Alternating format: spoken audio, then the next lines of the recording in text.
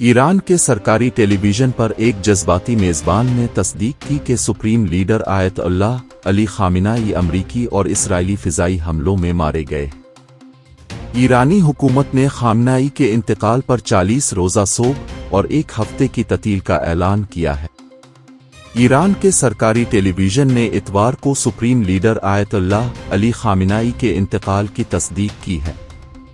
एक पेश कुनिंदा ने इसकी मौत का ऐलान किया, जबकि चैनल ने आर्काइव फुटेज नशर की जिस पर सियासोग वाले बैनर लगे थे। 86 साला खामेनी 1989 से ईरान के सुप्रीम लीडर के तौर पर खिदमात अंजाम दे रहे थे। و پیش قراول امت اسلامی حضرت امام خامنه‌ای با نوشیدن شهد گوارای شهادت در ماه مبارک رمضان به ملکوت اعلی پیوست.